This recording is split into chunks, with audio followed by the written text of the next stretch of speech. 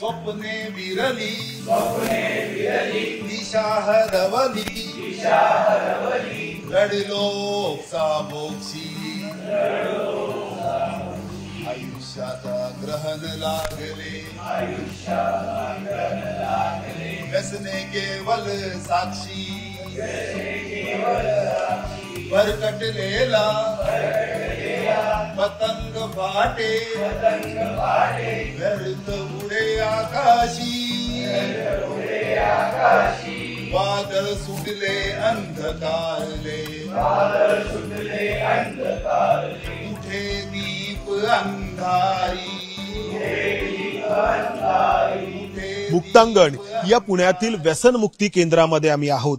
मागील 38 वर्षांपासून ही संस्था व्यसनांच्या आहारी गेलेल्यांना व्यसनापासून मुक्त करण्याचं काम करते। सुरुवातीला 1986 साली जेव्हा ही संस्था सुरू झाली तेव्हा दारूच्या आहारी गेलेल्यांचं इथं येण्याचं प्रमाण हे सर्वाधिक होतं, किंबहुना असेच लोक या ठिकाणी यायचे। मात्र मागील काही वर्षांपासून अंमली पदार्थांच्या ड्रगच्या आहारी गेलेल्यांचं प्रमाण इथं येण्याचं सातत्याने वाढत गेलंय। हे प्रमाण का वाढलंय, या ड्रगच्या आहारी गेलेल्यांच्या समस्या काय आहेत आणि अर्थातच सगळ्यात महत्त्वाचा मुद्दा, या ड्रगच्या आहारी गेलेल्यांना यातून सुटकेचा मार्ग कसा मिळू शकतो, हे सगळं आपण जाणून घेणार आहोत। आणि त्यासाठी आपल्या सोबत या मुक्तांगण व्यसनमुक्ती केंद्राचे समन्वयक दत्ता श्रीखंडे आहेत। स्वागत तुमचं। पुण्यातील FC रोडवरती ड्रग पार्टीमध्ये जे काही ड्रग आढळलं त्यावरून पुन्हा एकदा या अंमली पदार्थांचा विळखा आपल्या तरुणाईभोवती किती घट्ट आहे हे सगळ्यांच्या समोर आलं। मात्र या व्यसनमुक्ती केंद्रामध्ये येणाऱ्यांचं प्रमाण पाहिल्यानंतर हा जो काही विळखा आहे हा फक्त आपण मोघम बोलण्यापुरता नाही, तर ही समस्या सातत्याने वाढत चालली आहे हे स्पष्ट करणार आहे। दत्तात्रेयजी, मला सांगा की इथे या तुमच्या व्यसनमुक्ती केंद्रामध्ये किती व्यक्तींना एका बॅचसाठी तुम्ही प्रवेश देता, त्यांचा हा जो रिहॅबिलिटेशनचा कोर्स आहे त्याचा कालावधी काय आहे, आणि इथं दारूसाठी येणाऱ्यांचं प्रमाण तर आहेच, पण अंमली पदार्थांच्या साठी येणाऱ्यांचं प्रमाण कसं वाढत गेलेलं आहे आणि ही वाढ किती टक्क्यांमध्ये आहे? मुक्तांगण व्यसनमुक्ती केंद्रात आमची जी काही ऍडमिशन प्रोसेस आहे ती दर बुधवारी आम्ही ऍडमिशन करतो आणि 1 महिन्यानंतर साधारण ती बॅच डिस्चार्ज होते। तर 1 महिन्याचा आमचा जो काही इथला निवासी कोर्स आहे आणि 1 महिन्यानंतर ते घरी जातात। आणि ही जी काही बॅच येते ती साधारण एक 30 लोकांची बॅच येते। मुक्तांगणची सुरुवात झाली 86 साली, ती ड्रग्ससाठीच झाली। ब्राऊन शुगर नावाचा एक अंमली पदार्थ आला आणि त्यांनी हाहाकार माजवला होता। आणि मग नंतर जे आहे ते त्याचे पेशंट जास्त असायचे, अल्कोहोलचे कमी असायचे, आणि मग ते बऱ्यापैकी अवेअरनेस करून बऱ्यापैकी अल्कोहोलचं जास्त आणि ब्राऊन शुगरचे किंवा ड्रग्सचे कमी झाले। पण गेल्या काही वर्षापासून परत एकदा वेगवेगळ्या टाईपचे जे काही ड्रग्स येतात, तर परत एकदा त्या बॅचमध्ये ड्रग्सचं प्रमाण जो आहे तो वाढलेला आम्हाला दिसतोय। आणि स्पेसिफिक त्याच्यामध्ये वीड जो आहे, गांजा नावाचा जो काही एक पारंपरिक आपण म्हणू अंमली पदार्थ आहे, तर त्याचं प्रमाण आम्हाला तरुणांमध्ये जास्त वाढलेला दिसतोय। हे वाढलेलं प्रमाण कधीपासून तुम्हाला जाणवायला लागलं, म्हणजे किती वर्ष झाली? 5 वर्ष, 7 वर्ष, 10 वर्ष?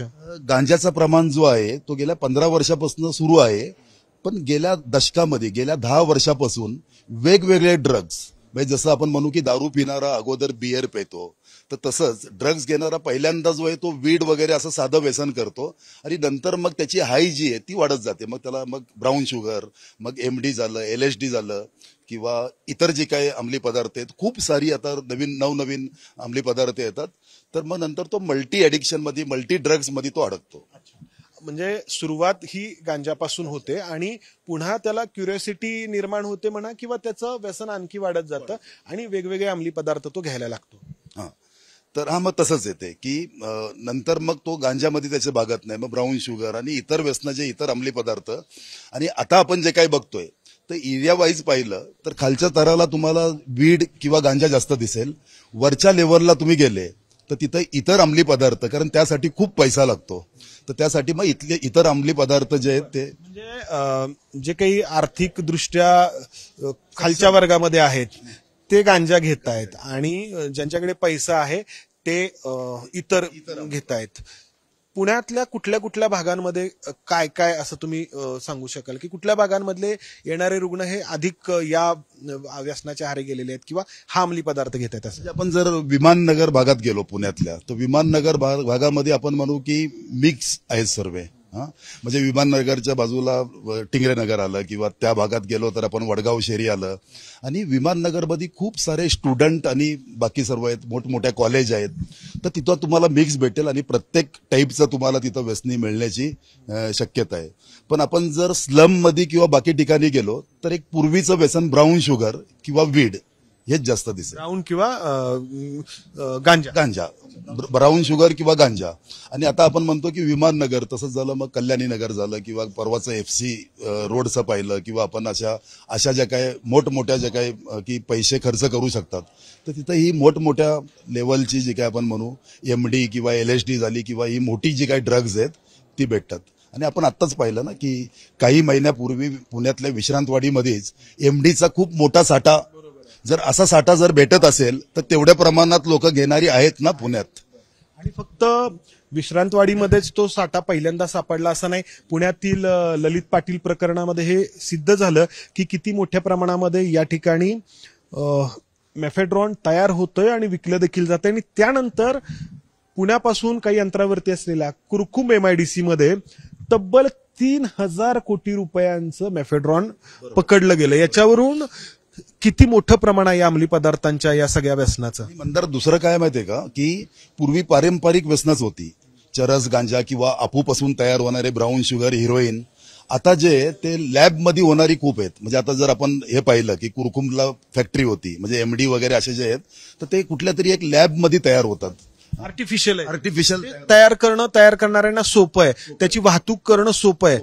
म्हणजे ते जर पुण्यात हवं असेल तर पुण्यातल्याच एखाद्या कुठल्या तरी ठिकाणी, एखाद्या फ्लॅटवरती किंवा एखाद्या ठिकाणी त्या गोष्टी तयार होऊ शकतात. तर तो खूप मोठा आता धोका आहे की पूर्वी आपण म्हणतो ना की पाकिस्तान बॉर्डरवरनं येत होतं, पंजाबवरनं येत होतं, तर आता त्याची गरजच नाही. ती व्यसनं जी आहे त्याची एक कॅटेगरी झाली आता, म्हणजे ब्राऊन शुगर किंवा हिरोईन किंवा ह्या गोष्टी.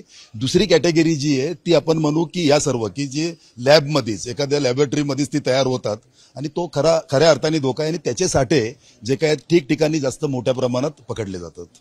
आता मला सांगा की या व्यसनांच्या आहारी जाणाऱ्यांची वय जी आहे ती काय आढळतात तुम्हाला? म्हणजे दारूच्या आहारी गेलेल्यांचं वय बऱ्यापैकी अधिक असण्याची शक्यता आहे. ज्येष्ठ म्हणवणारे असे जास्त करून दारूच्या आहारी गेलेल्यांची असण्याची शक्यता आहे. पण हे जे अंमली पदार्थ आहेत, गांजा, मेफेड्रॉन, हेरोईन, तर हे घेणाऱ्यांची वय साधारणपणे काय आहेत? एज ग्रुप काय आहे?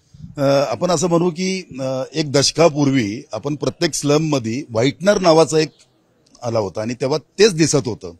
आता ते व्हाईटनरची जी काही वय वर्ष आहेत, म्हणजे वय वर्ष 14-15 ते वय वर्ष 22-25 पर्यंत ही सर्व वीडमध्ये म्हणजे गांजामध्ये कन्वर्ट झालेली आहेत. या वयोगटातले व्यसनाधीन व्हाईटनर घ्यायचे ते गांजा घेतात.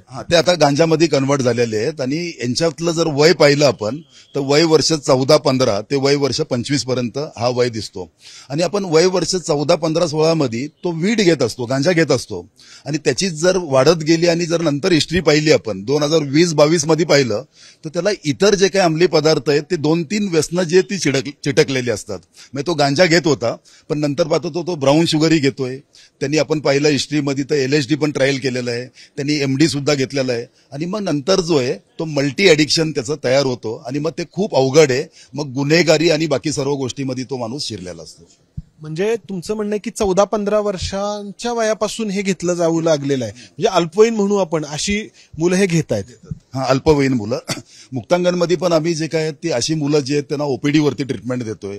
आणि मग जर तो 18 वर्षाचा पुढचा असेल तर त्यांना ऍडमिट करून आम्ही घेतोय. पण OPD वरती खूप काही आम्हाला ही मुलं दिसतात. आणि नुसती मुलंच नाही तर खूप गंभीर गोष्ट आहे की आम्हाला आता त्या मुली सुद्धा याच्यामध्ये गेलेल्या दिसतात. फक्त ते समोर येत नाही. पण आमच्या OPD वरती किंवा आम्हाला आमचा निशिगंध नावाचा महिलांचा एक वार्ड होता, तो कोविडमध्ये बंद झाला. पण त्या सुद्धा चौकशा आमच्यापर्यंत येतात की अशी अशी मुलगी आणि तिला व्यसन आहे. तर आता नुसतं मुलंच नाही तर मुलींमध्ये सुक्यांमध्ये किती सांगाल येणाऱ्यांचं प्रमाण किती वाढलंय अंमली पदार्थांसाठी? खास गेल्या 5 वर्षापासून आम्हाला असं वाटतंय की एक 20-25% प्रमाण वाढलेलं आहे. आणि त्याला भीती आम्हाला ही आहे की हा प्रमाण जो आहे तो कमी वयोगटातला आहे.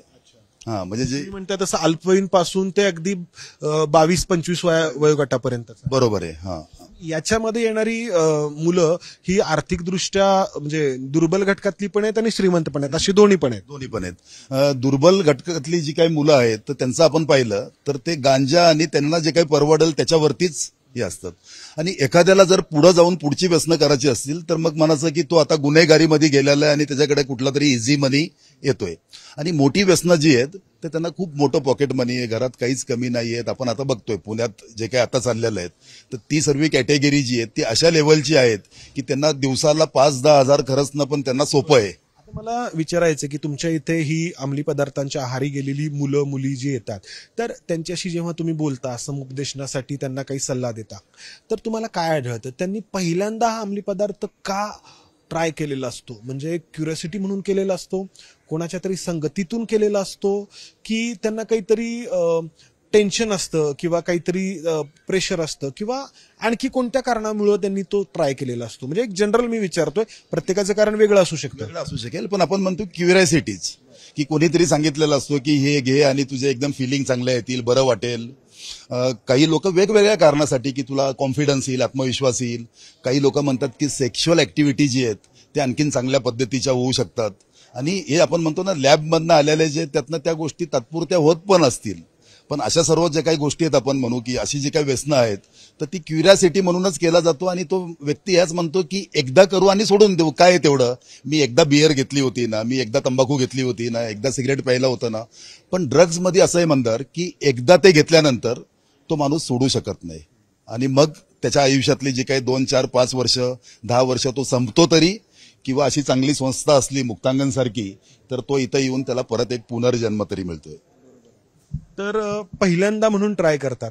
पुन्हा मग यातून बाहेर येणाऱ्यांचं प्रमाण किती आहे? म्हणजे तुमच्या इथं म्हणताय की तुम्ही 20 ते 25% प्रमाण वाढलंय, पण एकूण समाजामध्ये की आपण काहीतरी चुकीचं करतो आहे असं यापैकी किती लोकांना जाणवतं की यांना बाहेर यायची इच्छा असते पण येऊ शकत नाही? असे काही असतील आणि काही असे असतील की ज्यांना याच्यामध्ये काही चुकीचंही वाटत नसेल. मला वाटतं की पालक खूप सतर्क असतील तर ते पालक खूप लवकर, म्हणजे सिम्पटम्स, त्याची लक्षणं जी आहेत ती दिसल्यानंतर ताबडतोब मुक्तांगण. काय लक्षणं असतील? त्याची लक्षणं हे आहे की त्याची जी काही रुटीन आहे, त्याची जी काही लाईफस्टाईल आहे तीच बदललेली असते. सर्वात महत्वाचं कारण म्हणजे त्याचं जे काही उठण्याचं टाइम जे आहे ते मिसिंग झालेला असतो, त्याचा झोपण्याचा टाइम जो आहे तो मिसिंग झालेला असतो. त्याची जर वैयक्तिक रूम असेल तर त्या रूम मध्ये खूप काही गोष्टी, गचाळ गोष्टी असतात. तो स्वतःच्या हायजीनकडे लक्ष देत नाही, प्रत्येक गोष्ट इकडं तिकडं विस्तरलेली असते. आणि सर्वात महत्वाचं की त्याला पैशाची सतत गरज लागते. म्हणजे तो अगोदर जे ते 500 रुपये पॉकेट मनी घेत होता, आता तो म्हणतो मला 5,000 पाहिजे. आणि हा प्रेशर तो आणतो. आणि एकूणच आपण म्हणू की आपली टॉयलेट असेल किंवा त्याचं बेडरूम असेल तर त्याच्यामध्ये अशा काही गोष्टी ज्या ते सापडतात. समजा कोरॅक्स घेत असेल, कफ सिरप, तर त्याच्या बाटल्या ज्या आहेत ते तुमच्या कॉलनीच्या आवारात किंवा घरामध्ये अशा सापडल्या. अशा खूप काही सिम्पटम्स आहेत. आणि पण आपण म्हणू की बॉडी लँग्वेजवरनं आपण ओळखू शकतो की आमचा जो काही मुलगा आहे तर त्याच्यामध्ये काहीतरी चेंजेस आहेत. तर मला वाटतं की अशा वेळी मानस उपचार तज्ज्ञ, सायकोलॉजिस्ट किंवा व्यसनमुक्ती केंद्र तिथपर्यंत गेलो तर आपण त्याचं लवकर निदान करू शकू. मला आता याबद्दलच्या दृष्टिकोनाबाबत विचारायचंय की अंमली पदार्थ हे घातकच आहेत, वाईटच आहेत, अशी आपल्या समाजाची धारणा आहे. प्रत्येक कालावधीमध्ये ती राहिलेली आहे. मात्र गेल्या काही काळामध्ये असं जाणवतं की एक वेगळा ॲटिट्यूड तरुणांमध्ये पाहायला मिळतो की लेट्स ट्राय, किंवा काय हरकत आहे, थोडं हवा में जाने से जाते हैं, काय हरकत आहे असा. तर हा ॲटिट्यूड जो आहे तो खूप गंभीर आहे. म्हणजे काय वाटतं तुम्हाला ह्या मुलांशी बोलल्यानंतर, की तुम्ही म्हटला ना की क्युरियोसिटी म्हणून जे आहे ते, तर काय वाटतं त्यांना याच्यामध्ये काही चुकीचं वाटतं की काय नक्की अप्रोच काय असतो त्यांचा, ॲटिट्यूड काय असतो? त्यांना चुकीचं आहे असं वाटतच नाही. काय होणार आहे एकदा घेतल्यानंतर. आणि त्यांना जे काही त्यांच्या वयातली मुलं किंवा त्यांचं जे काही मित्रपरिवार हे सांगत असतो की आयुष्यामध्ये प्रत्येक गोष्ट जी आहे ती टेस्ट केली पाहिजे आणि त्याची मजा घेतली पाहिजे. त्यात एवढं काय आहे. आणि ह्या मुलांना आहे ना काहीच वाटत नाही. पण आपण म्हणू की अल्कोहोल जर फर्स्ट टाइम घेतलं तर त्यातले खूप कमी जे काय ते अल्कोहोलिक होतील आणि कालांतराने होतील. पण ड्रग्सच्या बाबतीत तसं नाहीये. ड्रग्सच्या बाबतीत असं आहे की 10 जणांनी जर आज ड्रग्स घेतला तर त्यातले 9 जे आहेत ते ऍडिक्ट होऊ शकतात. तर ते खूप गंभीर आहे. मुलांनी किंवा तरुणाईनी आता ह्या गोष्टीवरती विचार केला पाहिजे. जरी कोण फोर्स करत असेल तरी ती एकदा घेतल्यानंतर तो चिटकणार आहे आणि पूर्ण आयुष्य बर्बाद होणार आहे. यामध्ये असं आहे ना की आजकाल प्रत्येकाला आयुष्य हे अधिकाधिक एन्जॉय करायचंय, किंबहुना असं म्हणू की अधिकाधिक भोगायचंय. आणि ही जी काही भोगलालसा आहे, तर या भोगलालसेतून व्यसनाधीनतेकडे आणि खास करून अंमली पदार्थांकडे वळण्याचं प्रमाण अधिक आहे. प्रत्येकाच्या एन्जॉयमेंटच्या संकल्पना वेगळ्या आहेत, मात्र एन्जॉय करायला हवा, आयुष्य एकदाच मिळतं आणि प्रत्येक गोष्ट ट्राय करायला हवी, अशी सगळ्यांचीच धारणा असते. मग ती कोणती व्यक्ती असो. आणि मग एन्जॉय करायचं म्हणजे काय, कुठेतरी फिरायला जाणं, सिनेमा पाहणं किंवा आणखी एखादी गोष्ट करणं, याबरोबरच मग अंमली पदार्थांचा एक ट्राय करायला काय हरकत आहे. हा जो ॲटिट्यूड आहे, तर तो हे असं व्यसनाधीनतेचं प्रमाण अधिक वाढवतोय. हा ॲटिट्यूड जो आहे तो चेंज करण्यासाठी समाजाला चेंज व्हावं लागेल. घरात जे काय तुमची लाईफस्टाईल चेंज करावं लागेल. तर हे जर झालं तर ते नक्कीच होईल. म्हणजे जसं ब्राऊन शुगरचा प्रश्न वाढला होता आणि तेव्हा एक आपण म्हणू की मीडिया किंवा सरकार किंवा सेवाभावी संस्था या सर्वांनी एकत्र येऊन जी काही लढाई लढलेली आहे त्याच्यापेक्षा खूप मोठी, म्हणजे 3 दशकापूर्वीची मी सांगतो, 80च्या दशकातला या गोष्टी मी सांगतो. तर तशी एक लढाई, खूप मोठी एक लढाई जी आहे ती लढण्याची गरज आहे. मला असं बरोबर आहे, ती लढाई पुन्हा एकदा लढण्याची गरज आहे आणि ही लढाई अतिशय व्यापक असणार आहे. फक्त पोलीस आणि तपास यंत्रणांवरती जबाबदारी टाकून चालणार नाही. कारण पुण्यातील FC रोडवरचा ड्रगचा प्रकार असेल किंवा कल्याणी नगरमधला अपघाताचा प्रकार असेल, टीका ही पोलीस खात्यावरती होते, पोलिसांवरती कारवाई झाल्याचं देखील आपण पाहतो. पण जबाबदारी फक्त पोलिसांची नाही, जबाबदारी या मुलांच्या पालकांची आहे. ही मुलं ज्या ठिकाणी शिकतात त्या शाळा महाविद्यालयांची आहे. या मुलांना खास करून झोपडपट्टीमधल्या कोणत्या दर्जाचं शिक्षण दिलं जातंय याकडे देखील पाहण्याची गरज आहे. आज पुणे महापालिकेच्या ज्या शाळा आहेत त्या शाळांमध्ये शिक्षकच नाहीयेत. एक शिक्षक 3-3, 4-4 वर्ग जो आहे तो चालवतो. जर आपण महापालिकेच्या शाळांमध्ये जाऊन पाहिलं आणि त्या शिक्षकाला मिळणारा पगार जो आहे तो 12 ते 15 हजार रुपये. एवढ्या पगारामध्ये काम करणारा शिक्षक कशा दर्जाचं शिक्षण विद्यार्थ्यांना देऊ शकतो आणि तिथं शिकणारी जी मुलं आहेत ती काय दर्जाचं शिक्षण घेणार, त्यांच्यावरती काय संस्कार होणार आणि पुढे जेव्हा ही मुलं वयात येतील तेव्हा ही मुलं व्यसनाधीनतेकडे वळण्याचं प्रमाण हे साहजिकच अधिक असणार. त्यामुळे या प्रश्नाचा जो काही विचार आहे तो अगदी मुळापासून करायला हवा की आपण या मुलांना शाळांमध्ये नक्की काय शिकवतोय, की शिकवतो आहेत की नाही. शाळांमध्ये शिकवत नाही, मात्र आपण आता आमचं जे काही मुक्तांगणचं आहे तर 8वी 9वी 10वीच्या मुलांसाठी आम्ही एक जिज्ञासा नावाचा प्रोजेक्ट करतोय. किंवा कालच जागतिक अंमली पदार्थ विरोधी दिन होता 26 जानेवारी. पुणे पोलिसांबरोबर ही जी काही मुलं आहेत शाळेतली किंवा आता शाळेतल्या मुलांवरतीच आहे. काल मुक्तांगणमध्ये कार्यक्रम झाला. तर आमचा ऑलरेडी या गोष्टीवरती म्हणून मुक्तांगण 3 गोष्टींवरती काम करतो. एक तर आम्ही उपचार देतो, दुसरं आम्ही पुनर्वसन करतो, पण तिसरं म्हणजे उपचाराकडे येऊच नये म्हणून आम्हाला जनजागृती जी आहे ती शाळा कॉलेज किंवा प्रत्येक कंपनी फॅक्टरी सर्वीकडे आम्ही आणि ती मुक्तांगण करतच असतो. तर मला असं वाटते की ही जी काही जनजागृती आहे ती आणखीन वाढवण्याची गरज आहे. हाच म्हणजे सामाजिक विषय आहे हा. म्हणजे एका कोणा फक्त पोलीस खात्यावरती जबाबदारी टाकून चालणार नाही. म्हणजे समाजाने म्हणून पण काही गोष्टी बदलण्याची गरज आहे. समाजाने काही गोष्टी बदलण्याची गरज आहे. या झोपडपट्टीतल्या मुलांना शिक्षणाचा दर्जा आपण काय देतो आहोत ते आणि एन्जॉयमेंटच्या संकल्पना नक्की काय असायला हव्यात हे आई वडिलांनी ठरवायला पाहिजे. पण आम्ही म्हणतो की मोठमोठ्या कॉलनी आहेत तर त्या कॉलनीमध्ये अशी मुलं असतात.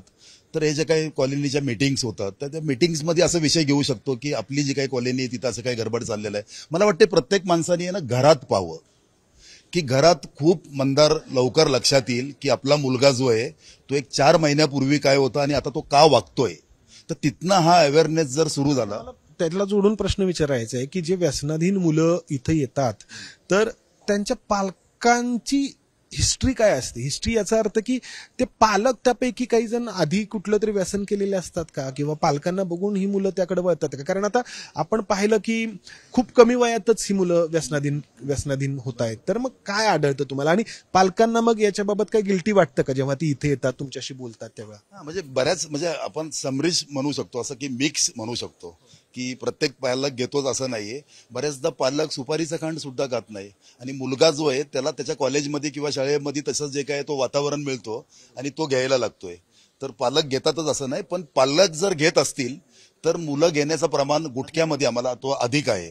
तर मला असं वाटतंय सर्वात अगोदर पालकांनी तो जो काही एक पॅक आहे दारूपासनं घरामध्ये तो जो काही पोषक वातावरण आहे, व्यसनमुक्तीसाठी पोषक वातावरण आहे, ती पालकांनी सुरुवात केली पाहिजे. पण याच्यामध्ये आम्ही जे काय पाहिलं ते बऱ्याचदा की सिंगल पेरेंट्स असतो किंवा एकुलता एक घरात मुलगा असतो किंवा खूप लाडानी वाढलेला असतो किंवा 2-3 बहिणी मागे एकच भाऊ असतो. दुसरं आपण अडॉप्ट केलेले म्हणजे दत्तक घेतलेली जी काही मुलं असतात तर तिकडे थोडीशी जास्त गडबड वाटते. असं जर असेल तर अशा सर्व पालकांनी खूप जास्त दक्ष राहिलं पाहिजे आणि योग्य वेळी त्यांना सायकोलॉजिस्ट किंवा काउन्सिलरकडे घेऊन जायला पाहिजे. खूप छान. दत्ता श्रीखंडे अतिशय सुंदर माहिती देत आहेत आणि ही माहिती ते या मुक्तांगण व्यसनमुक्ती केंद्रामध्ये मागील 32 वर्षांपासून काम करतायत म्हणून तर देत आहेतच, मात्र या दत्ता श्रीखंडे यांची यामध्ये एक सक्सेस स्टोरी दडलेली आहे.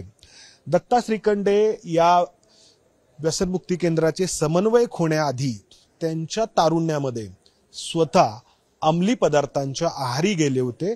त्यातून ते गुन्हेगारीकडे वळाले होते. त्यातून तुम्ही येरवडा कारागृहामध्ये देखील होता, कल्याण कारागृहामध्ये होता, गुन्हेगारीकडे वळाले होते, गुन्हेगार बनले होते. मात्र त्यातून त्यांना जाणीव झाली की आयुष्य हे यापेक्षा वेगळं आहे आणि ते स्वतः या व्यसनमुक्ती केंद्रामध्ये दाखल झाले आणि या ठिकाणी त्यांनी उपचार घेतले आणि त्यानंतर तुम्ही सांगा आता की म्हणजे सुरुवात कशी झाली होती तुमच्या स्वतःची अंमली पदार्थांकडे? मंदार, आपण आता जे काही चर्चा करतोय की इतकं सारं जे काही ते सर्व अंमली पदार्थाचे धोके किंवा आपण बघतोय, तसंच 80च्या दशकात 83 मध्ये मी अडकलेलो होतो. ब्राऊन शुगर नावाचा खूप घातक एक अंमली पदार्थ होता. आताही तो आहे बाजारामध्ये, ते कमी झालेलं आहे. तर त्याच्यात मी अडकलो होतो आणि 10 वर्ष वय वर्ष 28 पर्यंत मी त्यातनं बाहेर निघालो नव्हतो. मुक्तांगण नावाची संस्था तेव्हा भेटली आणि मुक्तांगणचा जन्मच त्या व्यसनासाठी झालेला आहे. आणि मग मी 92 साली मुक्तांगणला आलो. सिंगल गुन्हेगारी मला तिकडे ठाणे जिल्हा, मुंबई, कुलाबा जिल्ह्यातून मला तडीपार केलं होतं. 4थी शिक्षण होतं आणि तुम्हाला म्हणजे हे व्यसन या म्हणजे गुन्हेगारी तुम्ही करत होतात, गुन्हे करत होता ते व्यसनामुळे पैसे तुम्हाला लागायचे त्यामुळे होते. कारण तेव्हा मला 1800 रुपये रोज लागत होते 92 ला. तेव्हा 1200-1500 एखाद्याचा पगार असेल तरी पण तो खुश संसार करायचा. तर त्यासाठी मग गुन्हेगारी, मग आमची ती टीम होती, आमची ती टोळी होती आणि त्यातनं मग बाहेर पडून आता इथनं सुरुवात केली. मुक्तांगणमध्ये आल्यानंतर सर्वात अगोदर 2 वर्षानंतर एक सक्सेस स्टोरी म्हणून माझं लग्न झालं. लग्न झाल्यानंतर 2 मुलं झाली. माझी दोन्ही मुलं जी आहेत ती आताच्या जे काही तरुणाईबद्दल आपण बोलतो तशी आहेत. त्यांचं बाकी सर्व करून नोकरी करतात ते. एकाचं लग्न झालं म्हणजे सूनबाई माझ्या घरात आलेली आहे आणि जस्ट मी आता 60 वर्ष माझे पूर्ण झाले, मी रिटायर झालेलो आहे. मुक्तांगण व्यसनमुक्ती केंद्रांनी मला परत सांगितलेलं आहे तू काम कर, कारण आता जो काही मंदार तुझ्या हातात पुस्तक आहे ही माझी कहाणी आहे. हे पुस्तक मी मगासपासून हातामध्ये ठेवलंय ते हे सांगण्यासाठी की ही एक सक्सेस स्टोरी आहे आपल्या समोर बसलेल्या दत्ता श्रीखंडे यांची. आणि आता जो थोडक्यामध्ये त्यांच्या स्वतःकडून आपण जो त्यांचा प्रवास ऐकला तो त्यांनी या पुस्तकामध्ये शब्दबद्ध केलेला आहे. मिट्ट काळोख लख उजेड, एक व्यसनी गर्दुल्ला ते सफल जीवन, हे आत्मचरित्र आहे दत्ता श्रीखंडे यांनी लिहिलेलं. कधी काळी व्यसनाच्या आहारी गेलेला, तब्बल 10 वर्ष व्यसनामध्ये अडकलेला तरुण व्यसनातून बाहेर आला. या इथे तुम्हाला किती वेळा यावं लागलं, इथे किती वेळ यावं लागलं? एक महिन्याचा कोर्स मुक्तांगणमध्ये माझ्या या पुस्तकात पण लिहिलेलं आहे. पण मला असं वाटतंय की अशी जी काही पुस्तकं आहेत ती मला वाटते घरातल्या लायब्ररीमध्ये असावी अशी पुस्तकं. म्हणजे यांनी लिहिलंय म्हणून नाही, तर जे कोणी व्यसनाच्या आहारी गेलेत किंवा जाण्याचा धोका आहे किंवा नाहीत गेले अशांनी सुद्धा हे वाचायला हवं की व्यसनाच्या आहारी गेलेला 18व्या वर्षी व्यसनाच्या आहारी गेलेला तरुण या गुन्हेगारीकडे वळतो, तिथून त्याला जाणीव होते, त्यानंतर तो या व्यसनमुक्ती केंद्रामध्ये येतो, 2 महिने या ठिकाणी उपचार घेतो आणि त्यानंतर त्याला आयुष्याची दिशा सापडते. तो काम करायला लागतो, पुढे लग्न होतं, मुलं होतात, संसार थाटला जातो आणि तो या संस्थेमध्ये एक समन्वयक म्हणून काम करायला लागतो इतरांना व्यसनातून मुक्त करण्यासाठी. आणि मधल्या काळात तुम्ही व्यायाम होतो. मी वयाच्या 48व्या वर्षी मी जिमला गेलो आणि वय वर्ष 50 ते वय वर्ष 56 पर्यंत म्हणजे लॉकडाऊन पर्यंत मी ऍक्टिव्ह बॉडी बिल्डिंग केली. मी 2 वर्ष मी 2 वेळा पुणे श्री, 2 वेळा महाराष्ट्र श्री, 1 वेळा भारत श्री इंदोरला. तर मला असं वाटतंय की तरुणाईला सांगेल आणि 40च्या पुढचे जे त्यांनाही सांगेल, माझा एकच विषय नाहीये की करा आरोग्याचा विचार, त्या व्यसनाला नकार. आणि हा नकार जो आहे हा घरातून दिला पाहिजे, हा नकार जो आहे तो मनातून दिला पाहिजे, आणि हा नकार जो आहे तो त्याचे शाळे कॉलेज जे आहेत तिथं सर्व समूहाने दिला पाहिजे. आणि हे जर केलं तर मला असं वाटतंय परत एकदा एक घर जो आहे तो उद्ध्वस्त होण्यापासून आपण वाचू शकू. अतिशय छान, खूप खूप धन्यवाद आणि शुभेच्छा. तर कधी काळी व्यसनाच्या आहारी गेलेले हे दत्ता श्रीखंडे जे आहेत ते बॉडी बिल्डिंग मध्ये इतके सगळे पुरस्कार मिळवते झाले, आणि या त्यांच्या सक्सेस स्टोरीतून आपल्याला हे दिसतंय की जर तुम्ही व्यसनातून बाहेर पडलात तर only sky is the limit. तुम्ही पुन्हा आयुष्य तेवढ्याच सुंदरपणे जगू शकता. धन्यवाद. कॅमेरामन विजय राऊत मी इथेच थांबतो. धन्यवाद. स्वप्ने विरली दिशा हरवली रडलो सामोक्षी आयुष्याचा ग्रहण लागले व्यसने केवल साक्षी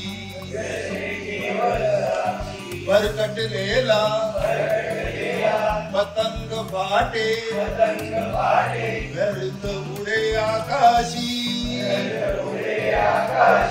वादळ सुटले अंधकारले उठे दीप अंधारी उठे दीप अंधारी व्यसन मुक्तीच्या उपचारातून मनी उमळता नक्षी उपचारातून मार्गी लागे मुक्तांगणचा पक्षी या पक्षाची गगन भरारी घडते जमिनीवरती.